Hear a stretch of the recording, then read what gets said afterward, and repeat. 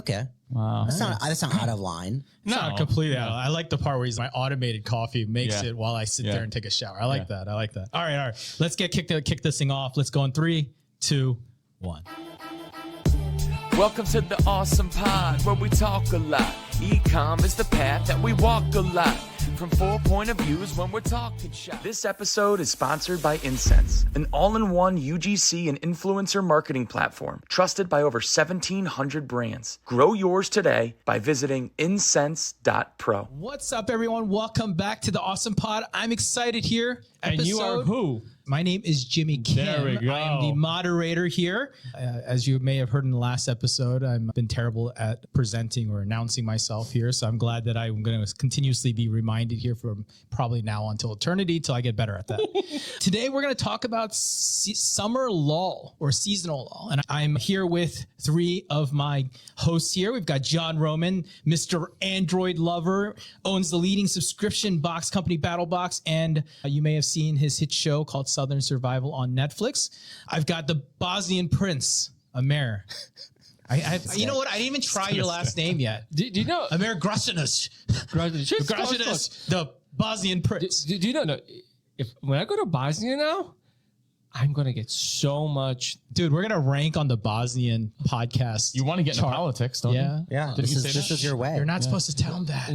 Yeah, that was a secret amongst us. There goes that. All right, we'll delete that. We'll edit that out. Second, I believe in democracies. Yeah. This guy. Princes are not very democratic. Yeah. There you go. It can be. Bad way to start your campaign trail. Outside of being the Prince of Bosnia, he's also the founder and CEO of Praella, a leading website and branding agency. And then I've got Bryan here. Bryan, the meat guy. He is the director of eCommerce at Almost Pride. He also raps, he sings, he's a marketing guy. He does a little bit of everything at this point, we've learned. Very excited here, guys. He's still dying over his Bosnian Prince thing. I'm telling you, do you know that on these podcast chart things, there's things where they're like, we're going to use this thing called Chartable where you can watch your podcast history, and they have localization. And I hope in Bosnia we take off and you are like the king, and one day we're doing a pod in Bosnia. Yeah. And we're I'm down for a pod in Bosnia, but the amount of hate I'm gonna get for that. No, you'll be fine. We're gonna get shirts, Bryan. Yeah, with put your face on. Yes, it would be like all hail the Prince. All right, let's jump into this episode, guys. We're going to jump into summer lull. And I think we were talking right before this, and we were talking about this. It's not just really summer lull, but it's like just lulls in general. Like, how are we as operators, marketers, thinking and generating through that? Because I know you don't have a summer lull, John, but like, you got to hit a lull sometime at some point in the year. Maybe that's in fall, maybe it's in winter, spring, whatever that might be. It could be I don't know. But let's talk about that a little bit more, because I think what's interesting is seasonality is a bitch, guys. Like it really is. And when I talk to merchants right now and the summer right now, it's just no one's season. People are out, people are traveling, attention's different. There aren't that many good sales you can run through the summer either, if you think about it. You kick it off on Memorial Day, which isn't really a holiday, but it is now a holiday. And then you've got 4th of July, which, it's a holiday, but people aren't shopping. They're making barbecue and blowing their fingers off. And then shout out to Jason Pierre-Paul and the New York Giants. Right? Shout out to, what's that called? All the people with 4 fingers. Right? But they burn out. Shout out to this fireworks you got. Oh, yes. Yeah. Red Apple fireworks. Thank you, guys. If you're listening to this pod, thank you for the generous gift of fireworks. I'm going to light the sky on fire, literally. I'm thankful for the igniter that they sent me so I don't have to light it. So no fingers will be blown off, hopefully. And if you want to learn anything about fireworks, if you look at their Instagram, they're amazing. There you go. Fireworks. Do they? Oh, yeah. I met Doug, who's their founder. Yeah. Spoke to him the other day, and I like to prep for my calls. And I went on his Instagram, and I was on there for about 30 to 45 minutes. Just like, wow, it's pretty cool. Because you don't know, like when you go to buy fireworks, you don't know what they look like in the store, like what you're getting. And he breaks it down. It's really cool. Interesting. Check it out. Red Apple Fireworks. Thank you for the fireworks, but also just generally cool place to go check it out. I'm guessing when this pod drops, it'll be right after the bit, but there's still plenty of opportunities to blow your fingers off and have a great time. For sure. But where did I go? But anyways, let's talk about the summer. I think there's two levels of the summer. I want to talk about two things on this pod today. One, I want to talk about the summer or the lull in general of business, but I also want to talk about us a little bit, about summer and how you guys are treating summer as an entrepreneur, as a marketer, as an operator, how you're treating it to take your time off too, because summer clearly built into us from the base of foundation of school is the time that we take time off and we go do things. So we're going to talk about both things here today, but let's start off on the business side of front because most listeners care about that. They don't really give a crap about what we're doing this summer and how John's going to live in the Hamptons or whatever the heck he does. That's how I assume he's out there just enjoying himself. So he's nodding, so maybe that's true. Anyways. Martha's Vineyard? Yeah, there you go. Anyways, let's talk about business. So I'll set the pace, right? I think that lulls happen in every business in different places where everyone has some level of seasonality. When someone tells me they have no seasonality, I'm like, bullshit. Like you have some seasonality, right? A brand, Black Friday, Cyber Monday is the most intense high for most brands, except for ones that are anti-seasonal to that time of the year, meaning like they're not really important there, versus a lot of brands right now in the summer is having a lot of lull. And that's what I'm hearing in the market right now as we're talking about this. We're hearing that. John, I'm going to start with you because as soon as I said that, you said, I don't have a summer lull. So talk to us about that. Sure. So with BattlBox, there isn't an incredible amount of seasonality, with the exception of January being traditionally pretty bad. So that's your lull, Yeah. January. But Okay. I think that's a generalized across the e-com spectrum. You have everybody spent their money in Q4, right? Yeah. So we don't have seasonality, but we also have always been very strategic with our campaigns when we have our introductory offers, and we've ensured that's the narrative as well. Summer traditionally isn't bad for BattlBox because people are going outside. People are hiking, people are camping, people are using the tools. So it is a good time. But we had a brand, great company, we don't have anymore, called Carnivore Club, monthly charcuterie, artisanal meats. We had the brand we owned it for 2 years and then managed it for a total of 3. With Carnivore Club, there was a huge summer lull. Valentine's Day, Father's Day, that period, it's printing money. Then it is radio silent for the most part, all the way until Q4 starts. Is Carnivore Club meat, I'm assuming? Yeah, Food. yeah. So salamis, prosciuttos, shelf-stable meats. They're still around. Yeah, Yeah. they're on Sendlane now. Oh, very cool. I feel bad not knowing that. You knew that. Oh, I did. Jimmy's like, we're getting so yeah, big. you did We've- email me and said, God, they Emerge keep brands. emailing me so much. Yes, now I remember. Yes, I do remember this. Good for them. Good job. But so it was wild though. So when we bought the brand, we were told that there's this extreme seasonality, and we're coming from BattlBox where we've figured out not to really have one besides January. And a lot of their best practices, we were like, no, like we're going to continue advertising and try to scale stuff during the summer. And we just burned through money for 2 years because we didn't lean into it, right? And in hindsight, knowing what we know now, if we have seasonality with the brand, you've got to lean in and be strategic and be smart with your money during those times. Yeah. Yeah. I think our food, it's food, right? So people, their dogs can't not eat in the summer. So it's a little bit different. But the business I came from, I ran marketing for the largest direct-to-consumer ammunition company.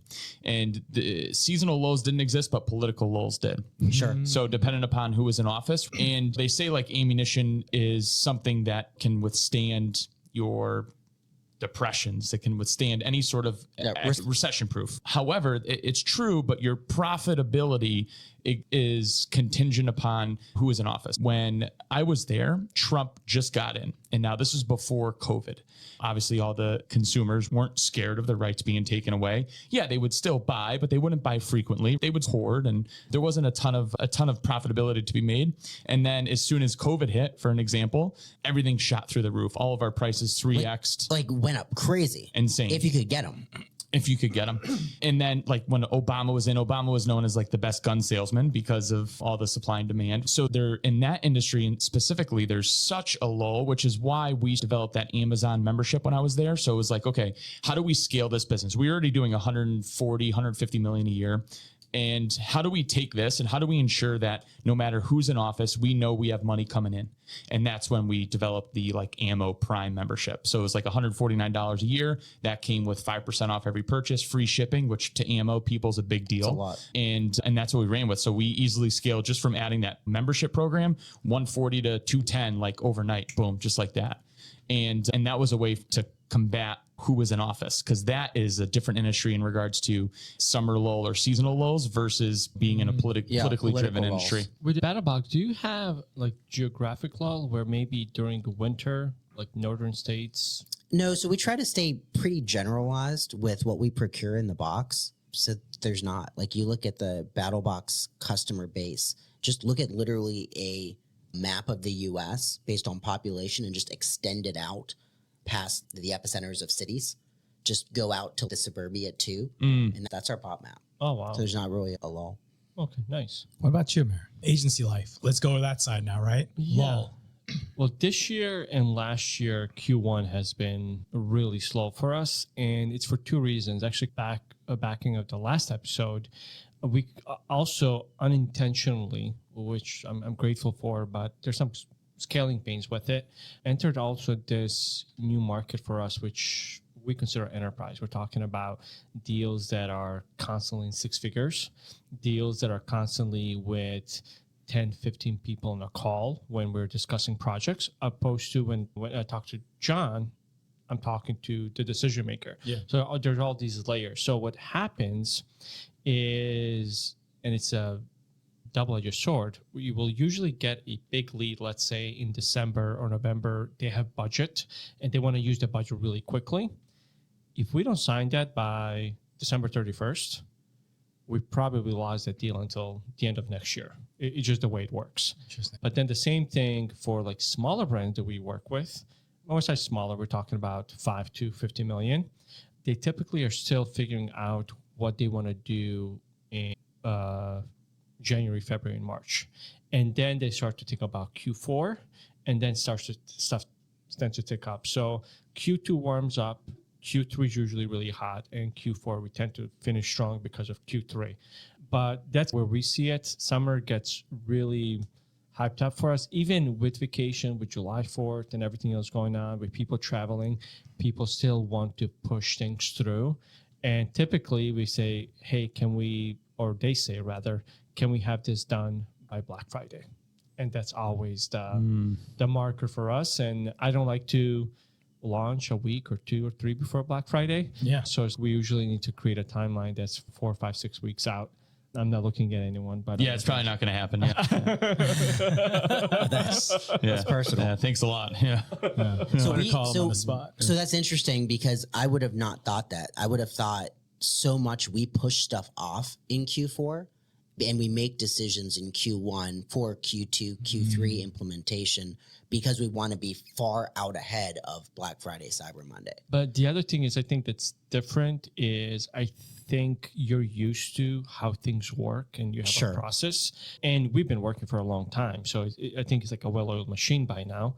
You're speaking to like companies like us, right? We're essentially making decisions now, what you're talking about. So like we're realistically, you and I aren't going to probably work together for at least another month or two, right? So that sort of transitions into what you're saying. No, exactly. I think it's sometimes it's crazy. And I'll take like Magento 1 to 2 transition. When Magento basically forced everyone to upgrade to 2, it was a decision. Do I stay at Magento at that point, or do I go to Shopify? We went to Shopify for Carnivore Club. Yeah. And what they did to us is they would come and say a month and a half before their contract expired with Magento or decision, oh, we need to get on Shopify. Can you guys do this? No way. It's just naivety. They don't know. People don't know Yeah. And once we sit down and we work with people, they understand how much it takes. People think it's a copy and paste. It is not copy and paste. We're talking about, are we going to fight? Wait, you're saying there isn't a button I just press and it's just migrate? Migrate button. Yeah, the migrate button. There is. Let me know how it goes. We're talking about 10, 20, $30 million businesses. And again, I'm not talking about revenue. I'm talking about how many people's livelihoods are at stake. Sure. And we want to make sure nobody gets impacted negatively. Yeah. So there's a lot of this, like with smaller brands, they rush things. With larger, not even larger brands, but organizations that have larger staff members that are involved, it takes way longer. So you have to know your audience and understand who is actually going to make a decision, who's not. Recently, we signed which I was shocked, it was a $100 million brand, and we signed them 2 weeks later. Oh, wow. Short sales cycle. It was like they were ready, they were organized. But the reason that happened is their head of e-commerce, she was in an agency before. She gets it. So she was like, we have these things to hit. You guys can do it. I have nothing else to think about. Let's get on Shopify. And we ran. Yeah. The biggest problem then we also have with these timelines is people can't keep up with us. Yeah. So people are like, can you get this done? I usually tell them, we can get it done if you guys can keep up. Sure. Yeah, you've got to be responsive. You've got to approve. You've got to give feedback. Yeah, and there's very few brands that can keep up. Probably in my 12 years of doing this, there's been 3 or 4 that can keep up with us. That's so interesting. Wow. It's interesting, like the way that Lulls and like the way that they're thinking about end to end. What you explained there was like, the reason why you're so busy is because people are slow decision makers where they can't decide what they need, right? Yeah, but to us it's a little bit different because our audience is really wide. We'll work with brands that are 5 million. We work with brands that are 20. We work with brands that are 100 million. And you have to know who you're dealing with and speaking with. And you have to treat each persona a little bit differently to understand the sales cycle. Like when I work with people like John or with Bryan, I know they know what they want. When I get on a call and there's 10 people on a call, I know they're still trying to figure it out. Yeah. And we have to help them figure it out, where usually brands like them, They know what they want. They know because they're in the weeds. Interesting. Okay, so Jimmy, with you. So you have a summer lull? I would say that we have a summer lull is a decision-making lull that creates. Okay. A lot of decision makers are on vacation and out doing other things, not thinking about stuff. It's also, and this is what we hear again on our side, because I'm not just with subscription companies, but we also have other companies out there. And a lot of brands just tell us summer's slow. And summer is not a time that they care right now. They want to go off and do stuff and they want to make the change, but the decision making is slow, which basically I would say is extending sales cycle, which is the time in which we talk to a person and then the time it takes to close that person or make a decision, yes or no. And we're seeing that. And it's weird because in Q4, we have a different lull. That's the merchant don't talk to us lull, I call it. That's when they don't want to talk to us because I'm not very important right now. They've got something else called Black Friday that they really care about. Yeah, so I got my winter lull or my Q4 lull that's like right after October, November, December, roughly. That's when a lot of people won't talk to us and they're just busy. The summer lull for us is decision-making extended time frames, getting harder to get hold of people because they're just not thinking about it. Family vacation. You know what I mean? People who've been thinking about it and making a move and talking to us, no big deal, right? It's these people we're trying to activate or try to find new business to come into the funnel. And that's why really for us, like Q1 and Q3 are our best quarters and Q2 is like Q1 spillover plus a good Q2 and then Q4 slow. So we have like all year long. Out of curiosity, John, I know you're part of a group with entrepreneurs, mostly on brand side. Do any of them express summer lull from your experience? I forgot the name of the group. Creators Combine. So it's a mastermind group. Bryan actually just joined it. Yep. Really good group. Yeah, there's definitely seasonalities, right? So there's some other meat companies. There's all kinds of brands in there. And yeah, seasonality is 100% a thing for a lot of brands. I love that group because you get like a plethora of different like viewpoints where you don't really get that. I don't want to like downplay masterminds, but like when you're able to see a bunch of different brands come together on one like close-knit community. Jerry, I'm just throwing a name out there. I don't even know if there's a Jerry in the group, but Jerry, for instance, owns brand X and they're dealing with this issue, but it correlates and trickles down to maybe someone else is thinking about that. Taxes were talked about, right? A couple weeks ago on there. And there's a lot of different things on there that you can take away just by simply being in the community and reading it. I love it so far. I'm only a 2-week-long member, but we'll put a link in the... Yeah, for sure. Yeah, so I think generally there is that summer when I think it goes across B2B and D2C, right? It's just there's the nuances in individual brands and how they either overcompensate for that or don't deal with it. So knowing that, looking at an agency myself, like a SaaS provider like Jimmy and others listening, how do you recommend for us to deal with these organizations during that time? So like I can have a wild assumption on what the fix is, but I don't understand all the variables. Right? Yeah. So like the simple thing is, okay, to get rid of the summer lull, you have to have more sales activity building up, and then you have to meet it at the end with strong promotional offerings, whether it's a month free, whatever the margins allow to close the business, right? Like that, to me, that's the sales, but there's obviously a bunch of variables that can make that not be the right answer. So the question for you guys, actually, I always wonder this, and when a SaaS company or agency comes to you guys, let's say we want to combat a winter lull, a summer lull, and they give you explicit pricing that expires to help them offset that. Do you guys actually, as brand owners and operators, do you guys even take it as seriously? I have a sales background, right? So I normally call it out, right? I'll say, hey, Like, how does your sales compensation, how does your quota work? Is it monthly? Is it quarterly? If I'll make a decision by the end of the quarter, you told me it was quarterly, if it's going to help you out and you can get me a better price. I have a very real conversation. Okay. When people are like, hey, this is going to expire, I'll call bullshit on it. I'll also purposely not make a decision by that time and then hold their feet to the fire and be like, hey, this expired end of June. You know what? For my business, I need it again.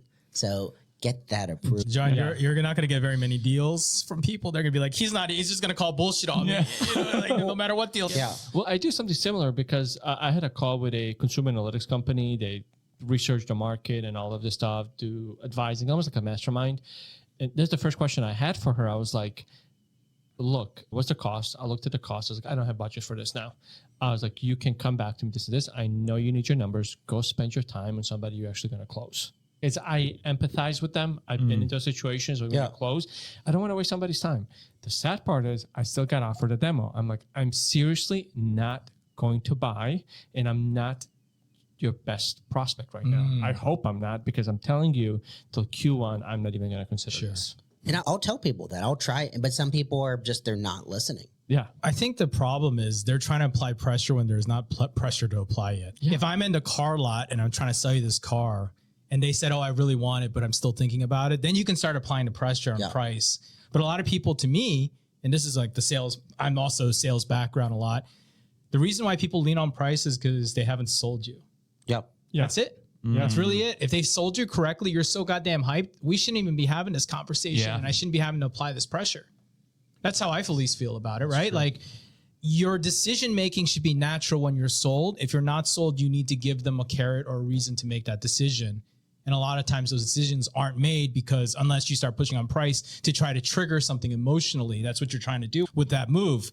But again, if they're not sold, it's really hard to push them. Yeah, 9 times out of 10, the price shouldn't be the driving factor in regards to you switching value, right? Yeah, it should be value driven, and that's really the hardest thing I think that people struggle. But I like that question because it's, does it work? Does the pressure work? And I talk about this in SaaS sales a lot within our organization. I said, brands don't give a shit if our quarter is ending or a month end is ending or a quota is ending. So yes and no. So I agree generally. Yeah. But I would say if the sales professional does a good job with rapport building and getting the buyer to like them, then they can leverage their personal capital.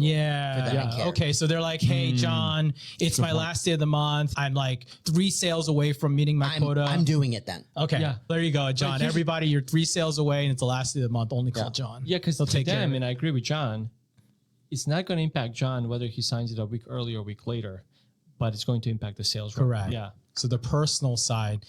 No, John has a human relationship side thing that you don't experience that across all brands for sure. I think you have to be a sales guy. I think it's the sales background. Yeah, it's a sales background. But also, again, you go back to it, a good sales guy recognizes good salespeople, right? A good salespeople they always say good salespeople are sold the most by good salespeople. Meaning, if I appreciate your sales talent, even though I don't even want to buy it or I'm going to do it just because I appreciated you. Yeah. So to help people combat summer lull, I get a lot of cold emails and just like quickly around.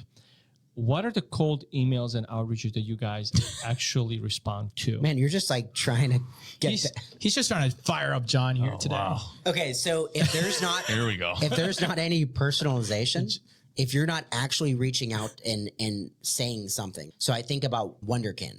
Went with them. The sales guy led with the fact that I played poker previously, and he had played poker previously. And that instantly took my guard down. He humanized himself, not as a salesperson, but as an actual person.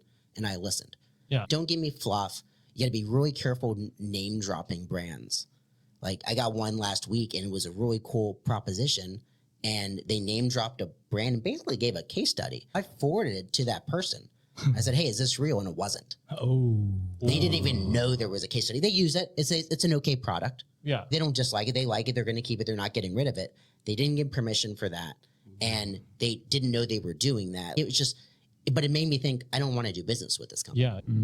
Let me stop you mid-sentence. We're talking about incense, where you can scale your brand using UGC. Videos like this, where you see me. Well, not me, but I think you get the point. Partnering with creators to amplify your voice. So, what you waiting for? The clock to tick-tock? Did you know that they're official partners of TikTok Shop?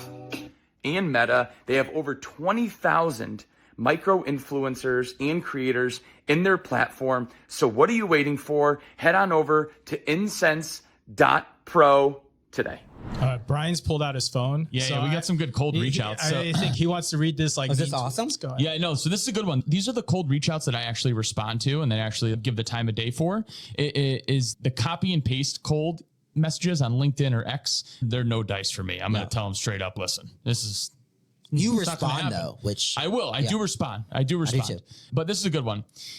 This is Andrew. I'm not going to say the company or last name, but Andrew. I hope you enjoyed your long weekend with your loved ones. Your kids are so cute. I just saw your profile and it looks amazing. I too also hate salad. I am a carnivore guy who absolutely loves meat. It's also good to know that you are the coolest guy that no one opens up to. I don't even know where he's going with this. I represent a company called Blank. We have partnerships with Magento, Shopify, BigCommerce, et cetera, et cetera. I was wondering if you had even 5 minutes for a short call to showcase our AI-powered e-commerce initiatives and get your thoughts. Love to. But what problem is he solving? I don't know. I haven't scheduled a call yet. I don't know. yeah. So just got this I'd one. respond and be nice, but I'm not taking the call. No, 5 minutes. I'm going to give this guy 5 minutes. He hates salads. Yeah, but he's not told you what he's going to solve. Yeah, that's all right. That's all right. What's the John? See, but this is interesting, right? Yeah, it's definitely would not different. listen. Would listen. Now, what would you do in this case? When somebody takes the time to personalize it, I will respond to them. If you don't personalize, I just ignore your message. Period. I reported as spam too. Jesus, Fuck Jesus, fuck their deliverability up. Screwing up people left and right. But to your point, I am flabbergasted by how many salespeople will do a personalized message and I have no idea what they're selling. And I had actually another agency reach out to me the other day. The guy wrote a nice message, seems a reputable agent. They actually do the same thing that we do. And I would love to see if we can work together. How? Yeah. I'm like, on what? We do the same thing. We're competitors. Yeah. Do you need leads from me? Or do you have way too many leads? Or maybe you don't specialize in something that we do? But tell me that. I'm not going... You need more meat and potatoes. So you need to understand. Absolutely. You get to the point, like, I am at a point, and all of us are, any operator is, we probably all get 10, 20, 50 cold reach outs per week. And it's make yourself... Per week? Yeah. Yeah. More, I thought you were going to say a day. Yeah, a First, I day. thought you were going to say a day. Yeah. You do it in a day? About a day. Yeah. I get double digits a day. Yeah. Oh, I probably get 10 to 50 a week. Okay. Yeah. And it happens. And also, sometimes people reach out to link in with me on LinkedIn and connect and or whatever. And the first message is sales. Dude, like, Yeah. I connected with you. I would have been interested in developing a relationship. But when you just hit me with, hey, do you want to buy this? Yeah, that is, it doesn't work anymore, right? It used to work a long time ago. It's not the best practice now. Interesting. Yeah. I think everybody has their own view. Like for me, on my side, just tell me what the hell you selling. That's all I want to know. Yeah. That's literally, I don't give a shit if you look me up. I don't give a, just tell me what you're selling. If it sounds interesting, I'll respond. Yeah. Like I'm actually okay with automated messages, all that stuff. Of course, the foundation is the most automated messages suck. That's start number one. The copy's terrible around them. That's number one. I'm not saying that I have anything better, by the way. I'm just saying they suck and they haven't worked. What works is when it's a little bit personal. So personal does work for me. It at least gets me to read. Yeah. Yeah. And it sometimes will even get me to respond just to be a nice guy because I know they spent time on it. And then half the time it has nothing to do with me. But to me, my biggest annoyance with cold is not really the email side. I get that. I hate LinkedIn and that people just try to randomly connect with you. They leave you no message. And when you do connect with them, because look, I'm a brand, I'm a SaaS provider. If you have a brand name or you have something about email or something, that gets me like curious about you. And I try to accept the ones that I do. And then I accept it. And it's not less than 10 seconds later, you get the, hey, blah, blah, blah, blah, blah, blah, blah. I'm like, Hate it. Yeah. that I don't like. I really don't like when people try to social connect with me when you're not using social properly. You can engage with me, but don't leave me an AI post around like something you want to engage with me. You've got to actually like truly engage with me and grow your presence in front of my eyes. And I would engage that way. Same. Yeah. But yeah, cold email, like I always just tell people, like personal is nice. It's going to get my attention. It's going to get me to reply. But I do read almost every email that I get. I may not reply to most of them, but I do get them, even if they're automated. And to Brian's point, just like that email, whoever that guy Andrew was, if you're listening to this pod because you're trying to diligently research Brian and sell him your, what was it? An e-commerce AI tool. Yeah. The most generic thing I've ever heard in my life right now. Yeah. You got to tell people what you're doing for What them. it is. Yeah. Yeah. What is it? What problem are What you value solving? do you have? What value do you have? And why would I get and spend 5 minutes? I don't have 5 minutes. I told my team, and I think everyone should do this. My word for next 18 months is going to be purpose. What is the purpose of what we're building? What is the purpose of the tool? What is the purpose of the meeting? What is the purpose of... What is the purpose of reaching out to the prospect? Yeah, exactly. Yeah. What is the purpose of reach out? Get to that point. If there's no purpose behind your action, it's probably not a worthy action. Yeah. Just to clarify on what Jimmy said. So I do read all the emails, but then I mark them as spam after I read them. I do read them first. Basically, don't email John unless you reference fun things that he likes, like Android phones, poker. I don't know what else. Another good one is when they reference a post or an article I've written. You know that what does would take work? my guard down. If you reference the ASOM Pod. Yeah. He would listen to that. He might even share it. If you reference the ASOM Pod and you provide a screenshot that you've subscribed to, he will at least read your email. I will at least read your email, and I will not mark it as spam. Ooh, that is a good value prop. One less spam mark in the world. Yeah. No, I think this is that old playbook versus new playbook thing. Trying to generate leads or generate activity in the B2B space is to go out and cold outreach, right? So how do you then, to go back to the main topic, combat these downstrides into your organization with sales? It's marketing. It goes back to not sales. It goes back to marketing and generating enough demand and creating enough pipeline and finding enough people to fill your pipeline through the summer lull. It's not, people don't come to buy, at least on my product, people don't come to buy us and just show up and they buy it. They have been discovering us for 6, 9, 12 months. Yeah. It takes time. It takes people to really like engulf why you might want to do it, who this person is, who this company is, what they do, how people respond. And then by the time they show up to my door, they're usually at some level of intent. And then you're setting expectations and trying to find out when they want to close and what their goals are and all that good stuff. And it's just managing through it, basically. There's that. But then second part is, how do you create it? You have to create demand generation, right? You have to go find and tap into communities, offer sales, offer programs, offer anything that you can do to try to make it better. Just like John talking about Carnivore Club, we're doing the same thing. We're trying to reinvest and find places to invest money right now that can just generate more demand when we know it's going to be a little bit slower. Do you also have to combat, like for us, for example, unfortunately, John doesn't build a website every other month. It's 1 to 3 year cycles where people go through that transition.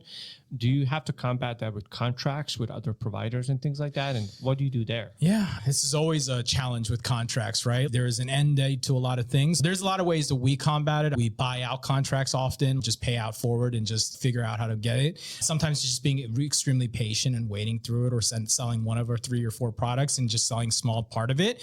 It's a little bit of anything like that comes into place. Like whatever it is, to just be creative to go around it to keep the deals flowing. I think that, to your question, John, I think in the summer you could probably get the best deals at a SaaS company because they're more willing and flexible because it is slower and they have more attention and time.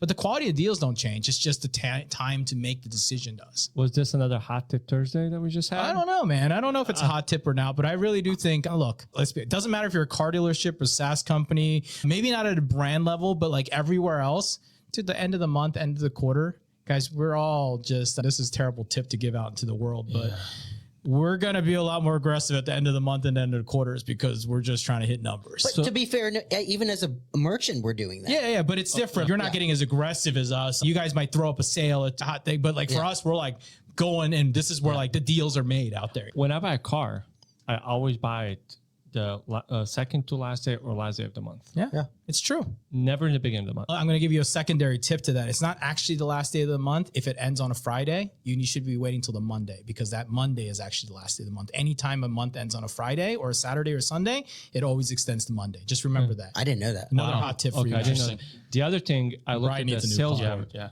I do. I looked at a sales board and I find the person that has the least amount of sales. Nah, you don't want that. I want the person with the best. Correct. You want the person the best because they're about to hit their next spiff bonus, and they will push the living shit out of it to try to get to there. And they know. That's a good one. If you don't know how car sales or people are paid, they're paid on a commission on the car, but they're paid on unit bonuses. Oh, so unit bonuses are what? That guy in the bottom. There's a whiteboard somewhere with tally mark. Yeah. That's what I look at. Yeah, And so I usually unit look at bonus. that. You want the guy with the most. Because that guy, one more sale could make him $10,000 as a bonus. One more sale for the bottom guy is just going to maybe keep his job next month. I did not know that. Yeah, so it's either you want to save his job or you want the best guy. And honestly, the best guy is probably going to give you the best experience too. Yeah. There's a reason why he's the best guy or a girl, right? Huh. So Listen, I only have one car. I've never purchased a car before other than high school. I've been driving the same car since high school. Brian will help you out when you're ready to buy a car. 2008 Lexus RX 350, 250,000 miles on it. No big deal. No one's. I wish my Only a cars quarter? weren't so long. That's Huh? it? A little more than a quarter. It's still got a lot of life in it. Yeah. Oh yeah. I'm going to drive it till it dies. There you go. Meanwhile, I've had 48 cars between that time. Let that settle in. I don't know. No, for the summer lull thing though, it's one challenge that we have. We actually lose some money more so in the summer than other months because of thought orders. Summer months are obviously the hottest months of the year. Now we do go through route, right? So we do have a plan where customers can take a photo, etc. We can put in a claim and all that stuff. But then our route bill goes up in the summer because we're filing more claims. So in the summer months, we do burn through cash on that side of it, on that side of the business, in regards to what's the average temperature in a third of the country or a fourth of the country right now is 90 degrees, and you're shipping raw frozen meat. Customers will be like, you guys didn't put any dry ice in my order. You're in a 3-day ship zone. Wow. It's 100 degrees outside. FedEx's trucks are probably 150, right? And it's that's the tough part about frozen is the summer months, you do lose money there. So how do you, for me, as someone who had a dog, when they're running out of food and this happens, how do you guys combat it to get him? Oh, because now they don't have food because So that's a tough one. And that's also why being omni-channel, John, is important, because now the more stores we're in throughout the country, it's like, hey, we can tell you, hey, 13 miles away, we're in this store. Yeah, go get it. Go get it there. Where before we weren't really able to do that 2 years ago as a brand, because now we were only used to offering ship out of Connecticut. Now we're in Utah. So God forbid, we can always ship out of Utah. We can ship in Connecticut, but then we're in 1,000 stores in the US. Have you guys ever looked into potentially partnering with a carrier? And I'm just throwing out Uber Foods or Instacart to do delivery for you guys locally?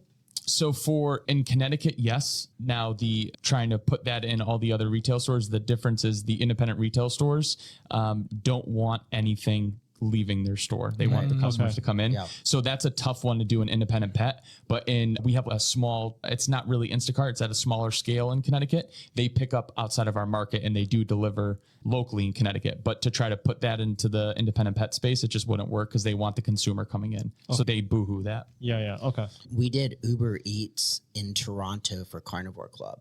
How was that? They would come to our warehouse office to grab it and take it. Not a lot of volume. Now, did you ship that? You didn't ship that stuff frozen, right? That was all refrigerated. No, and it's all shelf stable. Oh, it is. Okay, shelf stable. So it's in our office, and Uber driver would come and grab whatever the order is and take it. Interesting. Huh. That's really interesting. All right, so this is good. I like some of the things that you guys have said and talked about. I think it's really interesting how you think about lulls in your business and how you're approaching them. Let's jump tactical again and go. What's something that you can think of that you can tell a brand or a business, and let's just use business because we're talking to a lot of people, like, what would you go do? If I'm in a summer lull, so we're going to set the stage. If I'm in a summer lull, and it doesn't matter what the business, we're going to try to be as generic as possible in some of these ways. If I'm in a summer lull, what do I spend my time working on? Is it something that you should be operational sales? Is it marketing? Are you spinning up something? Like, what do you think is a good use of time? Maybe that's the great question. What's a good use of time you can tell a brand or a person of doing things like? Actually, I'm gonna direct this to John because BattlBox does something really cool. They just came out with a video like not even a week ago, a couple days ago. Saturday the 15th. Yeah, it was the Golden Battle Games, and that is in the summer, right? I think brands like BattlBox that create experiences leading up and into the summer are huge, especially if you offer subscriptions in terms of retention, but also to try to create some stability with revenue in the summer, building experiences and leading those experiences up from the spring into the summer, like you guys are doing, is really cool. So I want to hear like the game plan behind Battle Games, what it is, like when you came out with it. Yeah. And I think we talked about in a previous episode, Mission 100, the tank. Yeah. So we wanted to continue and do something very community driven, very content friendly. And we came up with Battle Games. Planning, I think we're 8 months into planning it. Wow. And we just announced it. It's a lot. The play, the goals, there's a bunch of them, right? But the main goals are community and retention. Yeah. And it's for exactly the reason. How does it work? How's it laid out? What are the rules? So the rules, we're doing this. We did this a little bit different this time where we're announcing it you still have time to sign up and become a BattlBox member and qualify. By doing it that way, there were a lot of legal hurdles we had to jump, and certain states have certain rules, like Florida and New York. You have to have that money for the prize in escrow sitting there. So a lot of nuances with that, but in basic high level view, it's going to be a golden ticket system. So we're going to put 50 golden tickets in random boxes that go out in that August shipment. Yep. And if you get a golden ticket, it doesn't guarantee you're going to be in battle games. It gives you the ability to submit a video to us on why you want to be in battle games. And we'll then select 10. And from that 10, all 10 will fly them down to Savannah, and they'll compete, and one of them will leave with $25K. Yeah, that's freaking awesome. I love that. That was actually going to be my tip, is like events, right? Create an event for your company. And it doesn't mean that's like an extreme idea to event. I'm talking about just create an event in that you create a sale or some focus that you can peg into the middle of the year. I think a lot of those, as humans, we often pinpoint to certain days and times, and we wrap ourselves around that. And sometimes the simplest way to create your own momentum is to find another thing to put your pin down on. You guys have a conference. We have a conference, for example, right? Yeah. That. So like our summer lull, because conferences are slow into summer because no one runs a conference. Like Sub Summit right now that we're here in June, like this is probably about the latest. There's a couple other little events, but like everything gets quiet until Q3, right? So we have a Q3 event, and we just talk about the Q3 event a lot through the summer. That creates the marketing awareness. But on the second side, I'm actually internally right now trying to create, what do we do to drum up more demand in the summer by getting people's attention, by trying to solve what it might be that we can help them come into. And it could be a sale, it could be a program, it could be this, whatever it might be, but trying to find something, an event, essentially. Sure. So that's always my tip, is create an event, put a pinpoint around it, create a goal around it, and go attack it. A lot of times that's part of the biggest problem that I see within even brands is I could have a summer, just because you have a July 4th and Memorial and Labor Day sale, people are like, I can't keep doing sales. But the reality is you can, because people forget. Yeah. You can have a summer sale, you can have a clearance sale, you can have a birthday sale, a anniversary sale. Dude, we can come up with anything. It's what marketing is the best part about it, is you can just need to create the experience and create the hype, and people will attach themselves to it because people have herd mentality and they'll follow you.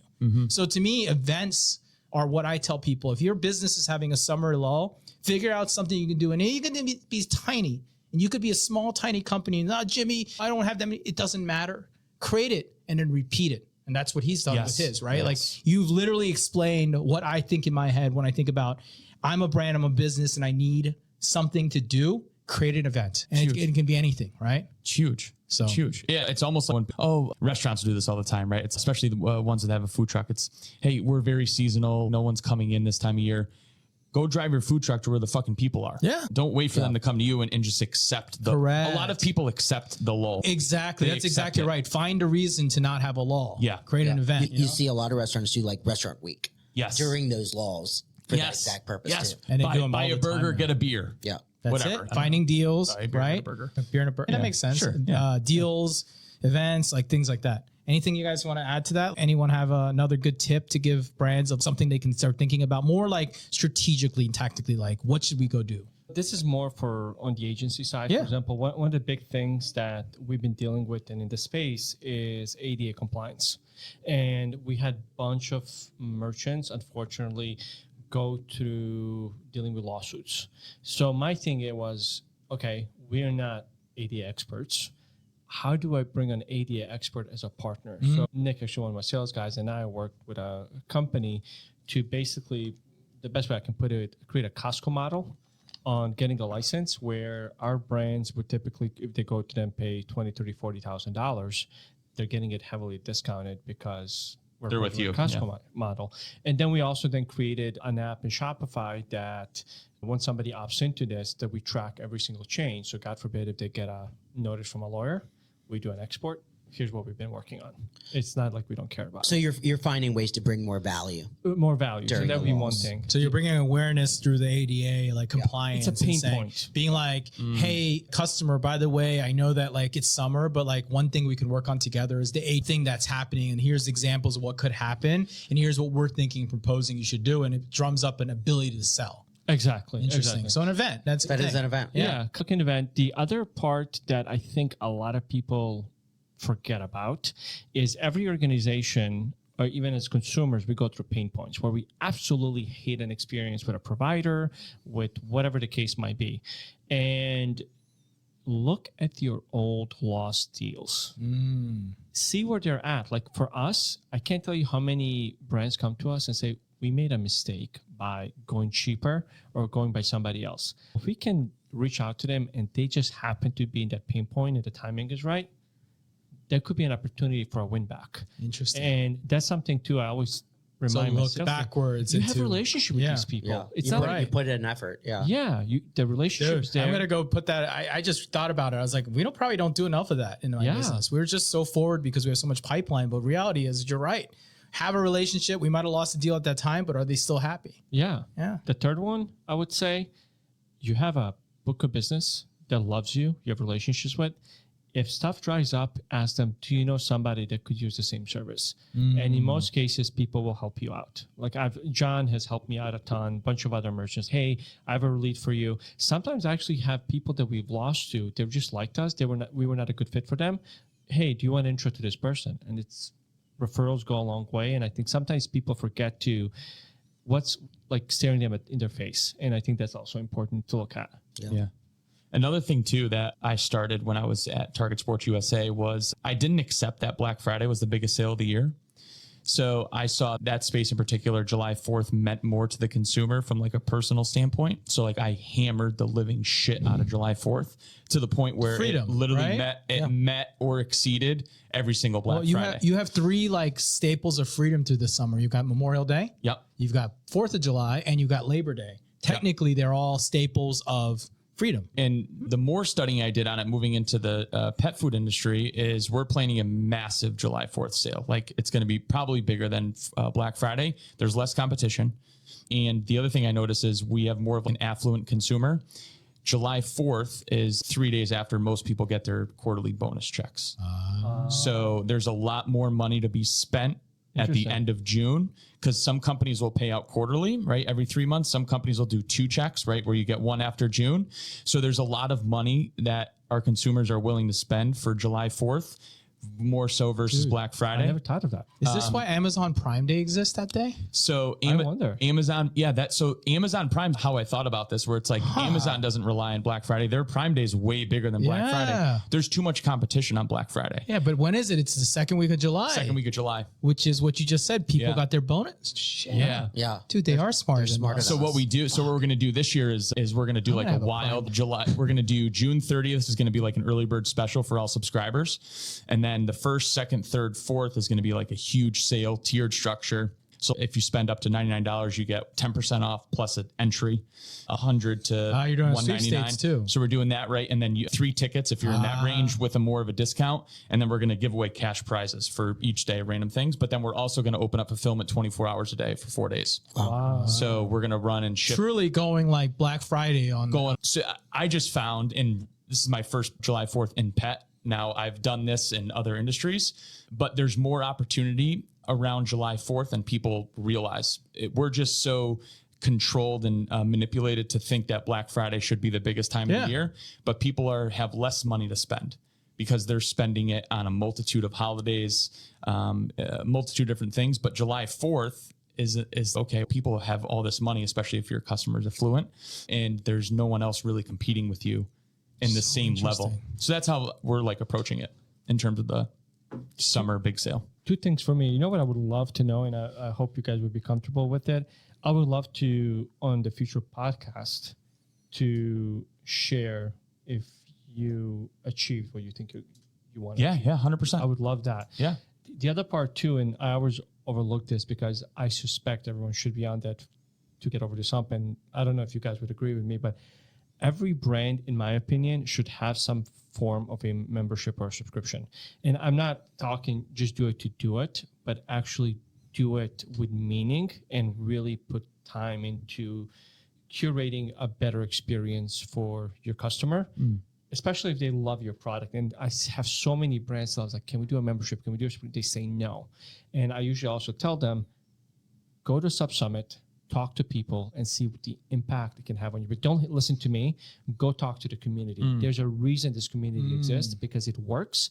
People, I think, are still hesitant to do something with it because they think it's harder than it actually is. Yeah, and a lot of people think you have to have a consumable product to have a subscription, where it's easier for someone not to be on a subscription and get them back every month to buy our food than it is if I owned BattlBox, because it's not a consumable product. Sure. So you need them more on a subscription than I need them. But a lot of people think it's the opposite. Oh, I should only have a consumable product if I'm going to offer a subscription. Where it's really that's the whole opposite. like subscribe and save versus subscribe to get, right? Yes. That's like a very different type of subscription that happens. And I'm guaranteeing your churn rate is probably very different than his churn rate. That also comes into play as well. Yeah. Yours is different because pet food, you're already committing to a high value. I bet your churn rate's actually pretty good. 3.2. Yeah. Dude, that's that's really good. That's really good. That's actually sick compared to the typical 20 to 25% we see on most brands. So sick thing. Wow. But that, see, you just blew his mind. You blew my mind, and I'm in B2B, and I'm supposed to have really low. I think our average is 27 months on subscriptions, 28 months. The things I would do for a 3% churn rate. Oh my God. He would do a lot of 3.2. 3.2, not 3.2. John. It did go up though ever since I selected the subscribe and save to show up first. Yeah, so which it's would almost make at sense. four now, but it's only always a gonna week go of up. data. Yeah. But it's going to go up regardless, even if it gets to 4 or 5. Once you switch platforms, it'll probably increase too, because the flow is probably not so smooth these days. But that's on another episode we'll talk about. And I'm excited about our next episode, guys, with Black Friday talking about. Yes. I got a lot of things to talk about Black Friday because I came from the old retail world where I had people lined up around the street to join our sale on Black Friday, and seeing that evolution go into an online thing. And I've got a lot of cool tips we'll talk about. I hate what Black Friday, Cyber Monday has become Correct, what it used to be. And I think maybe we can get a little nostalgic around it because we're all old enough that we still remember Black Friday at a different It was just level. Black Friday. Yeah, where you actually went to stores really early and all that. We'll talk about that. But anyways, last part of today's segment, and I just want to do it. Dude, what are you guys doing as operators and entrepreneurs this summer? What do you guys do for breaks? Again, going back to seasonality event, all this stuff we talked about. Summer just naturally, especially since 3 of us here have kids, we all have time limitations in our life, not only because we have to do work or we have a sale, but got to go find ways to offset. What are you guys doing? Anyone doing anything cool, special, different? Like, how do you find time? Like, I know you, John, right? You came here, but you didn't just come here. You brought the wife, you brought the kid. You guys are going to hang out for a couple days. Is that how you extend it? Do you just extend it on work trips, or what's your move? No, we do personal stuff too. So we're going end of this month. So in 2 weeks, we're going to Florida with 7 other couples. Okay. And are they business couples, or are they No, they're personal all people? all personal. So you're not going to talk about work with them because they wouldn't understand any of that, except for the cool things that you Correct, have. yeah. Okay, cool. Okay, so you go spend 2 Yeah. weeks in Florida, you offset. Do you unwind, do you disconnect completely, or do you like No. work nights and weekends, or? No, I don't ever disconnect. It's Okay. a problem. It's a problem. Interesting. How about you? Anything? This episode is going to air afterwards, but next week I'm going to go to Toronto for Shopify Editions. Yep. So I'm going to spend time there, but I always try to pick a trip or two where my fiance can come with and we make a good time with it. My problem is a little bit like John. I usually disconnect maybe like Friday, Saturday, Sunday, but Monday to Thursday, I'm still working and we do stuff in the evenings and stuff like that. I do have team members in Europe, even when I have a blessing and a curse. I can travel anywhere in the world and work from there. But the problem is it a vacation if you're still working? So that's a challenge. But to me, it's refreshing when I can go somewhere and step out and have a different pattern. It resets me. And the problem is I really love what I do. Yep. I don't see it as work. A lot of people say, oh, sometimes you work 16 hours a day. Yeah, but I love it. And that's what I was trying to get to a little bit, is like work-life balance. People talk about it. To me, work is integrated into your life. That's just kind of part of the balance. And if I don't you believe love in that what statement. yeah, but if you love what you do, it's not work. It's just part of life. But here's the thing, not even to that extent. Look at it this way. Outside of sleep, and sometimes not even sleep, what is the one thing you do most every single day? You work. So it's not a work-life balance. I tell my team, how do we leverage our work to make a better life? The like work-life balance is, it's corporate. Oh, we try our best to give you. No, think about people who commute to work. In Chicago, you probably commute 1 to 2 hours a day, depending where you live. Work so 8 that's 2 hours. You work 8-9 hours. You're there 11-12 hours. You work, let's say you sleep for 6. you're already at 19 hours, 20 hours. Like, what do you have, 4 hours with your family a day? Don't sell me work-life. It doesn't exist. Interesting. Yeah. You have to leverage like I tell my team, do you want to go work out in the middle of the day? As long as you don't have a call, let me know. We got your back. You want to take a yoga class in the middle? Like, you want to go take your kids to the park? I'm okay with it as long as everything is done. That's good.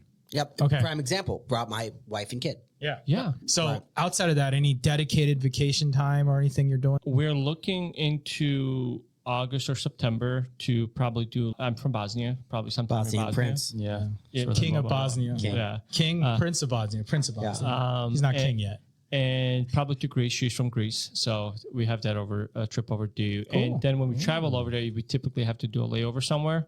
So maybe go to Switzerland, spend a weekend there, and then continue our trip. Something like that. Nice. Interesting. What about you, Bryan? Summer's tough. You got little kids, so you get the toddler. If you're listening to this and you got toddlers, the toddler summer birthday parties. What are their ages again? So Ava's 4.5, Jameson, my son's 2.5, and then my daughter's 4.5 months. So they're all 2 years apart. Yeah. But a lot of like kid birthday parties, like Saturday at 12 in the summer. What are you doing, Joanne? You know what I mean? That's number one. So we have a lot of those, right? We have a lot of those. And then also the pet industry kind of screws you and they're like, hey, let's have like our 2 biggest pet shows, right? We have Super Zoo, which is in Vegas in the summer. That's in August. And then September, we have a show called PFX East. PFX East is like one of the biggest distributors that we go through. So that's at the casino, Mohegan in Connecticut. Okay. That following month in August. So September and August, I'm screwed. And then July, we have July 4th. But my family and I, we always plan 2 trips a year. So we always mark 2 weeks in the calendar. Like we went to Disney, remember when I first met you guys? And then we'll do something in the fall too, whether it's visiting family. My dad's got a little beach house in Rhode Island. So we'll go there in the summer. But the same thing, I love it's very hard. It's hard to find people now that love what they do. And that's why people use the term like work-life balance, because 99% of the population hates what they do. Correct. It's very hard to do. And I shouldn't say it's very hard to do what you do and love it. It's just people choose not to, right? People are very closed-minded. They go to school for something. They end up being miserable at some big firm. And they're just miserable for the rest of their lives because they don't want to open up those other doors. One thing I do, this may sound funny, when I have really tough days, I, to a degree, sometimes brainwash myself. I know it sounds terrible, but I won't let myself get to the point to say, this sucks. I love this. I got to figure this out. It comes with the territory. I signed up for this. I own how I respond to it. And that literally anything that I do in life helps me love it, because I don't choose to focus on the negatives. Because it tears you down. Like it tears you down. I don't think I do either. That's a good call. Extreme level of optimism. That's what I call that. You just have to be optimistic and always look forward in life and never look backwards as a negative. That's how I live my life. Like probably to a fault a little bit, but it works out for me. I just live in optimism. I just refuse to let negativity drain me down. I don't care what happens. I just don't care. What are you doing? What am I doing? My personal hobby, I play poker, right? You know that. I'll be spending a couple weeks in Vegas at the end of the month. WSOP? WSOPs. I've played the main event for 10 years now, and I was going to not play it, but now I've been conned back, so I'm playing. So I'll be there for that, and I want to spend a week before to get back into the groove of tournament, which means that you have to sit a lot and stare at a lot of people. And with a lot of stinky people. I know Bryan loves that. That's it. And then we have some family vacation and time. I think I'm in a really interesting spot in my world because for the last 7-8 years, like as I've been building Sendlane, like I haven't really taken a lot of time off. And this year I committed myself that I'm going to try to take 6 to 8 weeks off this year. Ooh. And I know that sounds extreme, but I haven't. It's like halfway through the year. But it's not extreme.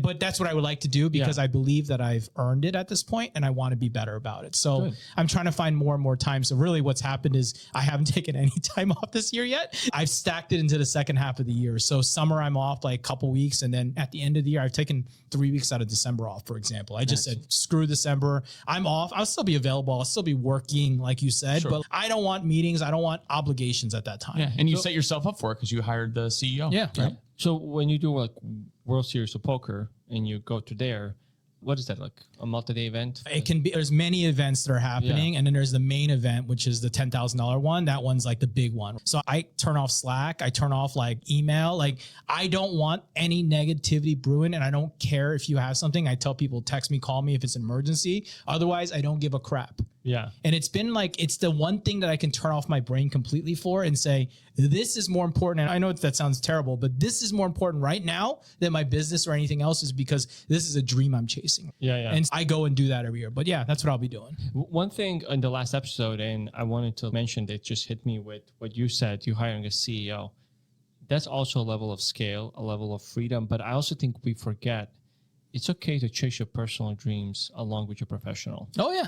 No, I'm probably pretty good at the hobby thing. I know a lot of entrepreneurs struggle with hobbies. Dude, I'm like a 16-year-old boy. I like cars, I like poker, and what else do I like? I like cars and poker. Black t-shirts. And video games. I like video games, you know what I mean? And black t-shirts, yes. And I've always held hobbies, and I think that's kept my sanity. Yeah. It keeps my burnout. You know how people talk about burning out? I don't burn out because when I'm really tired of something, I play some video games and I go yell at 12-year-olds and they yell at me back and we have a good old time. We need to record this one. Yes. God damn it. Talk to me. Talk to me. I said one hit.